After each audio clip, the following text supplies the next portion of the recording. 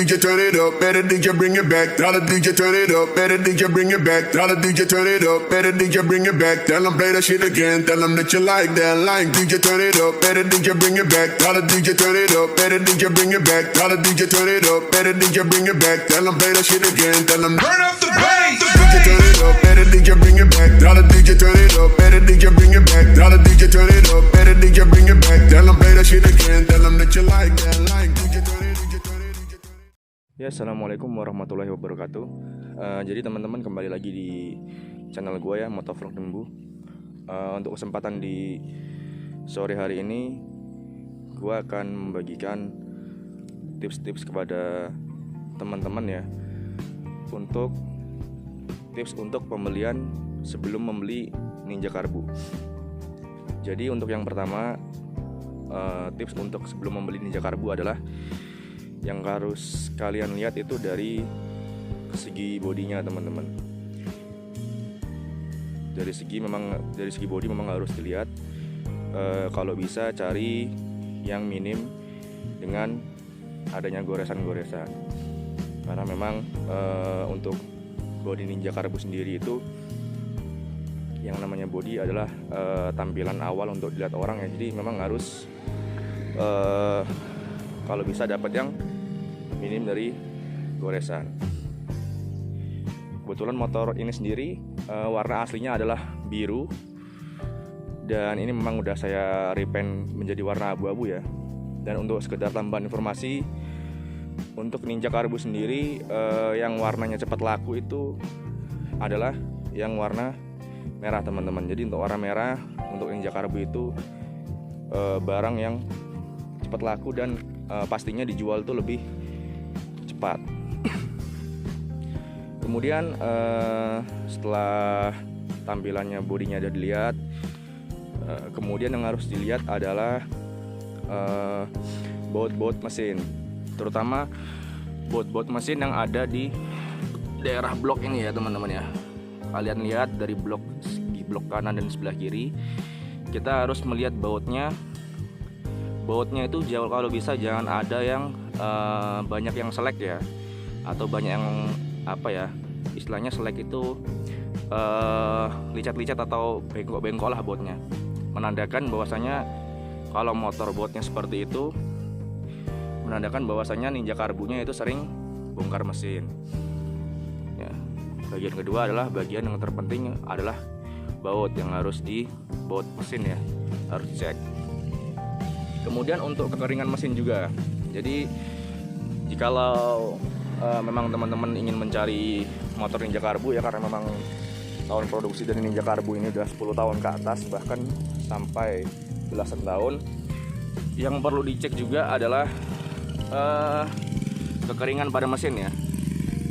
Dilihat mesinnya sebelah kanan dan kiri dan depan, karena sebelah kiri ini memang ketutupan ya. Jadi kita melihat dari sini teman-teman. Nah, bisa dilihat dari kolong fairing samping ini ya. Jangan sampai ada rembesan oli maupun air radiator dari blok mesin Ninja yang akan kalian beli. Karena kalau misalkan ada kerembesan ya, nanti larinya ngempos atau ada kebocoran kepada perpak blok mesinnya, baik di blok sampingan kirinya ataupun di perpak mesin head yang di depan atas ini ya. Jangan sampai ada rembesan. Kemudian yang harus kalian cek selain daripada kekeringan mesin yaitu kilometer ya teman-teman. Nah, kilometer ini juga menjadi sesuatu yang sangat penting bagi kalian yang ingin membeli Ninja 250 Karbu, karena semakin semakin kecilnya kilometer yang sudah ditempuh, maka bisa dipastikan ya 75% motornya tersebut ya termasuk masih jarang pakai ya, atau jarang barang langka lah ya istilahnya gitu. Nah, kilometer kebetulan ini saya kemarin beli kilometernya masih 40, menempuh angka di 43.000 rpm. Nah, kemudian yang perlu dicek lagi teman-teman, karena memang Ninja Karbu ini memang istilahnya rawan pada kelistrikannya, maka kita juga harus wajib untuk mengecek kelistrikan dari Ninja Karbu ini. Jadi untuk mengecek dari kelistrikan Ninja Karbu itu caranya gampang banget ya. Jadi memang kalian harus yang pertama memanasi dulu, memanasi motor Ninja ini selama 15 menit teman-teman. Jadi kalau sudah dipanasi selama 15 menit, kemudian nanti kalian pakai saja untuk jalan-jalan sekitar 15 menit. Dan jikalau memang sudah dipanasi 15 menit dan dipakai jalan 15 menit itu motor kalian tidak ngempos atau tidak berebut, maka itu recommended banget Ninja Karbu yang buat untuk kalian beli. Kemudian setelah dipakai jalan selama 15 menit, kalian kembali lagi ya. Dan ketika sudah dipakai jalan-jalan dan dipanasi selama 15 menit, itu kontak dipatiin lagi. Kalau misalkan jadi onin lagi, starternya itu nggak jalan, berarti itu ada trouble pada kelistrikan Ninja Karbunya. Karena untuk Ninja Karbu yang istilahnya yang sehat, yang nggak ada trouble di kelistrikan, baik mau dipanasin 15 menit atau dipakai 15 menit bahkan lebih, ketika motor dipatiin terus dinyalain lagi tuh tidak timbul trouble sama sekali. Dan ini yang terpenting juga bagi teman-teman untuk masalah starter ya. Starter Ninja Karbu yang wajar, yang istilahnya masih sehat, itu ketika dia starter seharusnya nggak perlu lama-lama ya teman-teman, nggak cetek-cetek juga, nggak ada bunyi cetek-cetek, dan nggak perlu lama untuk di starter. Sekali starter langsung hidup. Nah, seharusnya untuk yang normal seperti itu. Kalau misalkan memang di starter itu udah susah nyetar tapi istilahnya mesinnya susah hidup, maka itu bisa dipastikan juga ada kebocoran di bagian klep mesin headnya. Dan juga bisa untuk suara Ninja Karbu yang masih normal ya, kalian tinggal on-kan saja. Kemudian kalian tutup bagian knalpot dengan menggunakan tangan ataupun kaki ya. Nah, jikalau memang Ninja Karbu ini masih sehat, maka tidak ada suara kemeletek di bagian mesinnya ya. Kalau memang kalian mendengar suara keletekan ataupun kompresinya sudah nggak padat, maka itu bisa dipastikan ada ya kebocoran atau ketengnya yang bermasalah. Jadi diusahakan untuk mengecek mesin melewati menyumpel knalpot. Kalau memang kompresinya padat dan istilahnya dia nggak ada bunyi suara kemeletek, maka bisa dipastikan mesin Ninja Karbu yang ingin Anda beli itu masih dalam keadaan sehat. Kemudian yang harus teman-teman cek lagi adalah bagian dari ini piringan cakram baik depan ataupun belakang ya.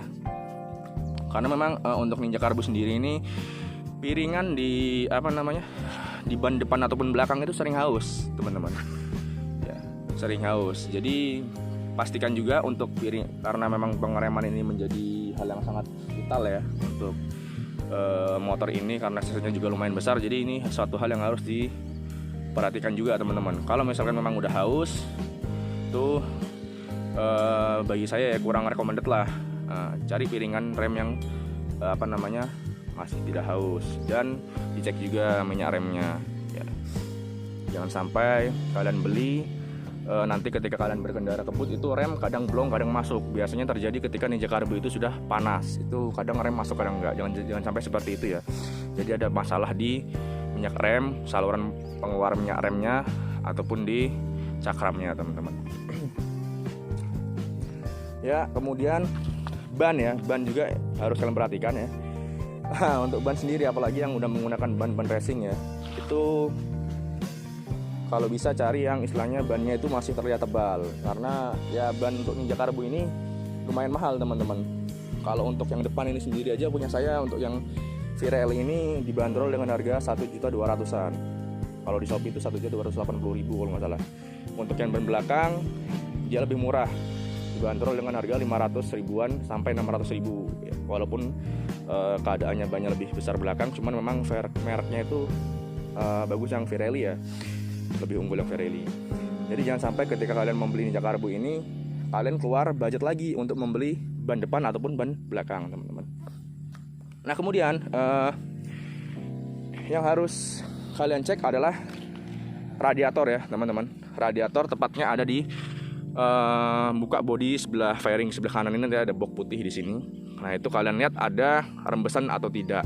Jangan sampai ketika kalian membeli injek karbu kalian tidak cek air radiatornya, nanti takutnya terjadi kebocoran pada radiator ataupun malah kosong radiatornya. Kadang juga ada yang tidak merawat ya sampai kehabisan air radiator, itu menyebabkan mesinnya panas atau cepat overheat. Jadi pastikan radiator yang di sebelah bodi sebelah kanan Ninja ini dipastikan jangan ada kebocoran dan terisi dengan baik air radiatornya. Kemudian pastinya juga yang harus kalian cek adalah kelistrikannya ya. Nah, kelistrikan biasanya yang normal untuk Ninja Karbu ini ketika dia dalam keadaan tidak jalan ya. Ketika dia kontaknya di on itu tombol indikator merah ini hidup ya normalnya, dan dia akan mati ketika sudah dijalankan. Kemudian kita cek dulu kelistrikannya, stop engine-nya ya. Tuh, harusnya nggak main ketika dia di off kan, dan dia harus main ketika di starter kalau udah di on kan. Kemudian lampu dan sen dan starter dan klakson juga ya. Terus lampu jarak jauh, jangan sampai ada yang treble ya, karena kita ini beli ya. Kita maunya beli kan istilahnya tinggal pakai, bukan beli untuk dandan lagi kan. Nah, ini tombol lampu di sini. Nah, kalau hidup maka tidak masalah. Untuk Ninja Karbu sendiri memang defaultnya bawaannya itu Ninja Karbu adalah kalau misalkan dia jarak pendek maka lampunya yang hidup cuma satu. Ketika udah di lampu jarak jauh maka dua-duanya hidup. Nah, cek juga tombol lampu jarak jauh ya. Bagian sini teman-teman. Nah, harusnya hidup dua-duanya. Nah, ini normal ya karena hidup dua-duanya ya. Kemudian tombol klakson, nah masih normal, dicek. Sen kanan, sen kiri ya.